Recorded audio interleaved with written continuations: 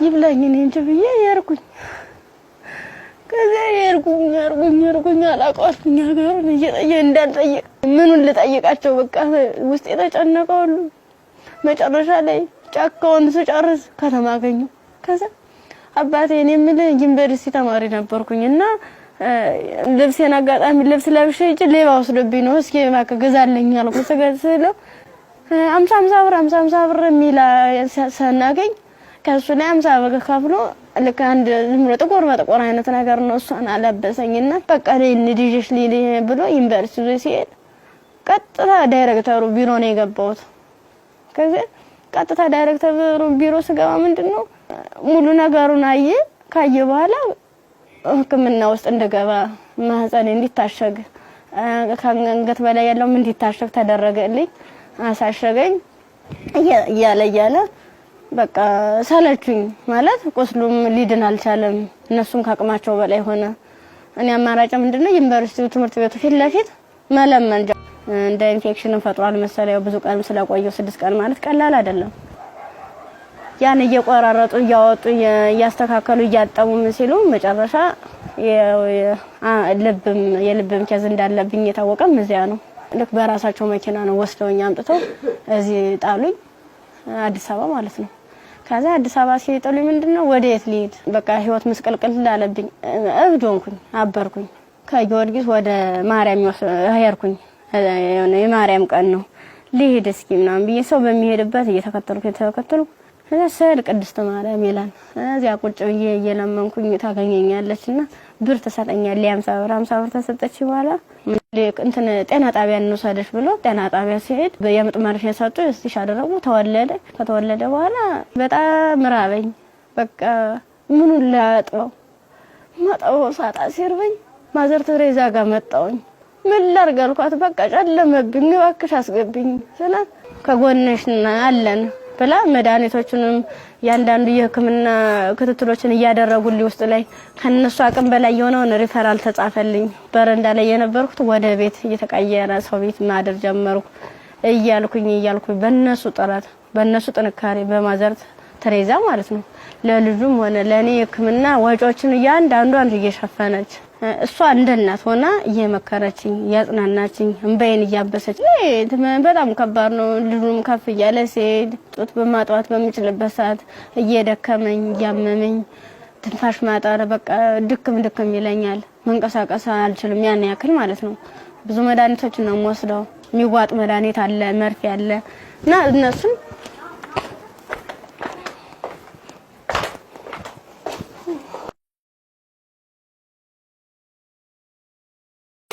እነዚህ ነው መድኃኒት እየወሰድኩ ያለ በቃ እነዚህ የሚዋጥ መድኃኒት አለኝ መርፌ አለኝ። ይሄን ነገር ነው እየወሰድኩ ያለው እና ይሄን መድኃኒት ስወስድ ደግሞ ለኔ የሆነ ማለት ምግብ ያስፈልገኛል። ምበላው መጠጣው የለም መታየት ነው። ደረቅ ኮቸሮ ነው። አሁን ቅድም እንደውም ሳዘጋጅ ነበር ኮቸሮ እዚህ አለ ዘርዝፌ ነው የነው ያለው። አሁን የራስ ብሏል። የዘፍዝፌው ስለቆየው ቅድም ነው እናንተ ቀረጻ ያዘጋጃችሁ ያለ የዘፍዘፍ ማለት ነው። የዘፍዘፍ ካለ በኋላ ለልጅ ምንድነው ፍትፍት አድርጌ እኔ የምበላታለሁ እሱም የሚበላት ይችን ነው እና ሙዝ ምናምን እገዛለታለሁ። ብስኩት መጠለያ ያስፈልገኛል። አሁን ያለበት ቤት ስፖንሰር አንድ ወር ከፍሎልኝ ነው ሄደ። ሌላው ለህይወት ነው የሚኖረው። ምንድነው የማደርገው? ለምን ነገር በጣም እየራበኝ ነው። በቃ ታሪክ ነበር አይተን የተመለስነው። ከዚህ ቀደም ብዙ አይነት እንደዚህ አይነት ታሪኮች ተሰርተዋል። ግን ይሄ እውነት ከኢትዮጵያዊነት የወጣ ፍጹም ኢትዮጵያ ውስጥ ይሄ ነገር ሲያጋጥማል ወይ ብለን እንድናስብ ራሳችንን እንድንጠይቅ የት ነው ያለነው የቱ ጋር ደርሰናል ብለን ያየንበትም ታሪክ ነው። ብርቱካን በጣም ተስፋ የነበራት ለዓላማዋ ታግላ እዚህ ጋር የደረሰች ጎበዝ ጠንካራ ወጣት ተማሪ ነበረች። ከዛ በኋላ ግን የመጣባት ነገር የሚያሳዝን ነው። የመጣባትን ነገር መቋቋም ባልቻለችበት ሁኔታ ላይ ደግሞ ተጨማሪ ነገር ወደ ህይወቷ መጣ። ያም ልጇ ነውና ለልጇ ብርቱካን ምን ብላ ይሆን ታሪኳን የምትነግረው ብዬ ሳስብ ነበር። በጣም የሚያስጨንቅና የሚረብሽም ጭምር ነው። የሷም ህይወት ተበላሸ ስንል እንደገና ደግሞ ህፃን ልጅ ወደዚህ አምጥታለች። የዛ ህፃን ልጅ ተስፋውስ ምንድነው? ነገስ የሚመለስለት መልስ ምንድነው? ይሄ ልጅስ እንዴት አድርጎ ነው አድጎ ሀገርን የሚረከበው ብለን እንድንጠይቅ የሚያደርገንም ይመስለኛል። የብርቱካን ታሪክ በጣም ብዙ ሴቶች ላይ ያጋጥማል፣ ግን ደግሞ ይሄኛው የሚዘገንንና ለመስማትም ለጆሮም ለማየትም የሚቀፈው ነው ያገኘው። ያው ሰው ስትሆኚ ትፈተኛለሽ። አንዳንዴ የፈተናም አይነት አለው እንዴት ያለሽ በቃ በርግጥ ላያስችል አይሰጥም ይባላል። ግን ደግሞ አንዳንዴ ከመቻል በላይ የሚሆኑ ፈተናዎች አሉና እንደ ኢትዮጵያ እንደ ሀገር ደግሞ ስታስቡ እንደዚህ አይነት ሁኔታ የሚደረግበት ማህበረሰብ ውስጥ ነው እንደ ያለ ነው። በምን አይነት ሁኔታ ነው ህይወታችንን እየመራን ያለ ነው የሚለው ራሱ ሌላ ጥያቄ ነውና በጣም ከባድ ነው። የብርቱካን ቪዲዮንም ቁጭ ብዬ ሳየው እውነት ለመናገር አንደበት የለኝም፣ ከአእምሮ በላይ ነው። እጅግ በጣም የሚሰቀጥጥና የሚዘገንን ከመሆኑ ብዛት የተነሳ ጭራሽ እንደውም ፊልም ነው እንዴ አክቲንግ ነው እንዴ የሚያስብል ሁላ። ምክንያቱም ያው ብዙ ሆረር ፊልሞችን እንሰማለን፣ ግን የእውነት መሬት ላይ የወረደ እንደዚህ በዚህ ልክ የሚሰማ ነውር ሁላ አለ ወይ እስከ ማለትም ድረስ አለና ብርቱካን እንግዲህ ስቱዲዮ ውስጥ ትገኛለች። አብረን ቆመን እንቀበላለን። ልብሳችንን ካወለቁ በኋላ ሰልፍ ሲያዙ እኔ አጋጣሚ ከአምስተኛ አካባቢ ላይ ነበርኩኝ። ግንኙነት ከተደረገ በኋላ እንዲህ ሲጨቀጭቁ ራሱ በፌሮ ሲወጉ አላስታውስም። ደንዝዟል ሰውነት። ምን ያህል ሰው እንደተደረገ ምን እንደተደረገ አላውቅም። በስድስተኛ ቀን ስነቃ እንደ ማበላ ነው የሚፈሰው።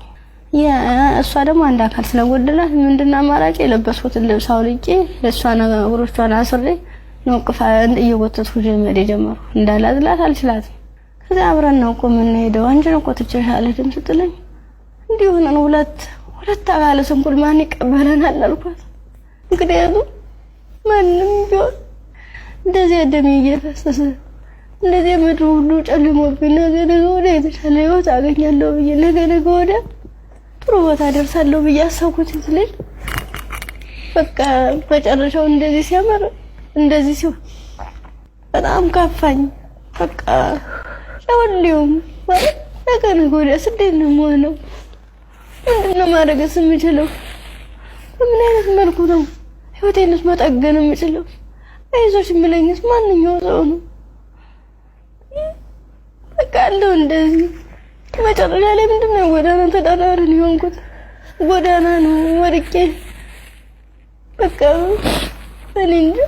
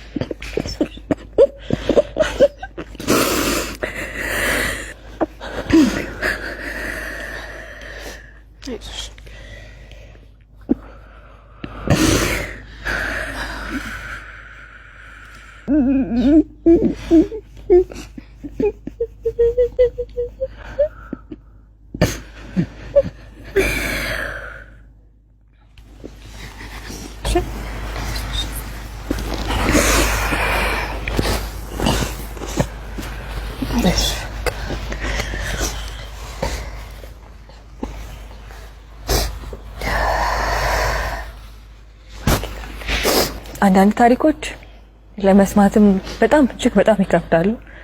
እኛ ጋር ይሆናሉ ይፈጠራሉ ብለን እንጠብቃቸው አይደሉም። ሴት ሆኖ ለመስማት ይከብዳል፣ ሰውም ሆኖ ለመስማት እንደዚህ አይነት ታሪክ ይከብዳል።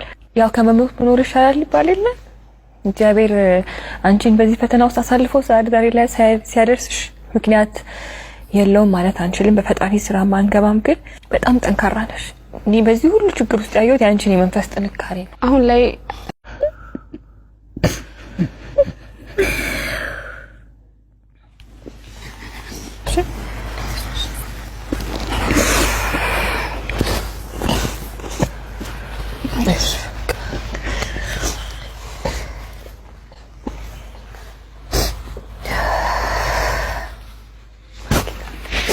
አንዳንድ ታሪኮች ለመስማትም በጣም እጅግ በጣም ይከብዳሉ።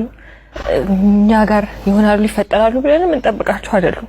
ሴት ሆኖ ለመስማት ይከብዳል፣ ሰውም ሆኖ ለመስማት እንደዚህ አይነት ታሪክ ይከብዳል። ያው ከመሞት መኖር ይሻላል ይባል የለ። እግዚአብሔር አንቺን በዚህ ፈተና ውስጥ አሳልፎ ዛሬ ላይ ሲያደርስሽ ምክንያት የለውም ማለት አንችልም። በፈጣሪ ስራ ማንገባም፣ ግን በጣም ጠንካራ ነሽ። እኔ በዚህ ሁሉ ችግር ውስጥ ያየሁት ያንቺን የመንፈስ ጥንካሬ ነው። አሁን ላይ ልጅ አለሽ። ልጅሽን ስታዩ ምን ይሰማሻል? ከፋኛል በጣም። ምክንያቱም እሱ ባይኖር የኔ ያለ እንትን አይደለም ነበር ማለት ልጅ ስትይ ከባድ ነው። ለልጅ ስትይ እያልሽ የሆነ ትታሰሪያለሽ። ልጅ ነው እንጂ ራሴ አትይም። በቃ ምን አለበት ወይ ጤነኛ ልጅ በሰጠኝ ነው። ካልሆነ ደግሞ እኔም በሽተኛ እንዴት ነው የማደርገው? ልጁንስ ለማልቀ ሁለቴ ነው 3 ጊዜ ጥዬው ሁሉ ይጫለው። ከዚያ ውጭ ላይ ተመልሼ እንዲህ እየሳየው እማ ያለ ወደ እኔ ይመጣል። ምናፈርም በበላው በቃ አብረን እንሞታታለን። እየሉሽን መቀፋረቂ እንደገና ራሴን ይቅርታ ጠይቄ እንደትልቅ ሰው ጥያቄና መልስ በራሴ እየተመለሰ እንደዚህ ማከሆነሽ ናንዶዬ ከፋረቂ ሹይዳለሁ። ያሳደጉሽ ቤተሰቦችሽ በጠፋሽበት ወቅት ከዛ ሁሉ ነገር ሲሆን ይሄን ሁሉ ታሪክ ያውቃሉ፣ ግን አልቀበልም ነው ያለ። አሁን ላይ ጤናሽ እንዴት ነው? ከሕክምና በጣም ያስፈልገኛል። ከሕክምናም በላይ የምክር አገልግሎት ያስፈልገኛል። ነገ ብርቱካን ምን ብታገኝ ትመኛለች? እኔ አሁን የምፈልግ አንድም በጤንነቴን የሚከታተለኝና በቃ ትምህርቴን መማር የምፈልገው። እግዚአብሔር አንቺን በዚህ ፈተና ውስጥ አሳልፎ ዛሬ ላይ ሲያደርስሽ ምክንያት የለውም ማለት አንችልም። በፈጣሪ ስራ ማንገባም፣ ግን በጣም ጠንካራ ነሽ። እኔ በዚህ ሁሉ ችግር ውስጥ ያየሁት ያንቺን የመንፈስ ጥንካሬ ነው። አሁን ላይ ልጅ አለሽ። ልጅሽን ስታዩ ምን ይሰማሻል? ከፋኛል በጣም። ምክንያቱም እሱ ባይኖር የኔ ያለ እንትን አይደለም ነበር ማለት ልጅ ስትይ ከባድ ነው። ለልጅ ስትይ እያልሽ የሆነ ትታሰሪያለሽ። ልጅ ነው እንጂ ራሴ አትይም። በቃ ምን አለበት ወይ ጤነኛ ልጅ በሰጠኝ ነው። ካልሆነ ደግሞ እኔም በሽተኛ እንዴት ነው የማደርገው? ልጁንስ ለማልቀ ሁለቴ ነው 3 ጊዜ ጥዬው ሁሉ ይጫለው። ከዚያ ውጭ ላይ ተመልሼ እንዲህ እየሳየው እማ ያለ ወደ እኔ ይመጣል። ምናፈርም በበላው በቃ አብረን እንሞታታለን። እየሉሽን መቀፋረቂ እንደገና ራሴን ይቅርታ ጠይቄ እንደትልቅ ሰው ጥያቄና መልስ በራሴ እየተመለሰ እንደዚህ ማከሆነሽ ናንዶዬ ከፋረቂ ሹይዳለሁ። ያሳደጉሽ ቤተሰቦችሽ በጠፋሽበት ወቅት ከዛ ሁሉ ነገር ሲሆን ይሄን ሁሉ ታሪክ ያውቃሉ፣ ግን አልቀበልም ነው ያለ። አሁን ላይ ጤናሽ እንዴት ነው? ሕክምና በጣም ያስፈልገኛል። ከሕክምናም በላይ የምክር አገልግሎት ያስፈልገኛል። ኢቢኤስ ቴሌቪዥን ይሄንን ስለሚያምን ደግሞ የ1 አመት ያለምንም ሐሳብ ከልጅሽ ጋር ሆነሽ ራስሽን እስክትቋቋሚ ድረስ የ1 አመት የቤት ኪራይ ይሸፍንልሻል። ያው እንግዲህ እኔም በጣም ተርቤያለሁ። ልጄንም ለማጥባት ደግሞ መብላት አለብኝ። ካልበላው ደግሞ ወተት የለም ጡቴ ብለሻል። እውነት ነው። እናት ስንሆን ደግሞ የበላነው ሁሉ ደግሞ ወደ ልጃችን ነውና መብላት፣ ራስን መጠበቅ መጥፎ ነው ይባላል። እውነትም መጥፎ ነው በጣም። ስለዚህ የ6 ወር አስቤዛ ደግሞ የቤት ይሸፍንልሻል። ከቤት ኪራይና ከአስቤዛ በተጨማሪ ደግሞ የልብስ ማጠቢያ ማሽን ኢቢኤስ ቴሌቪዥን ያበረክትልሻል። በጣም ትምህርትሽን ትወጃለሽ፣ መማር ትፈልጊያለሽ፣ መለወጥ ትፈልጊያለሽ። ባላሰብሽው ባልጠበቅሽው ሁኔታ ከትምህርትሽ ገበታ ወደ ኋላ ቀርተሻል።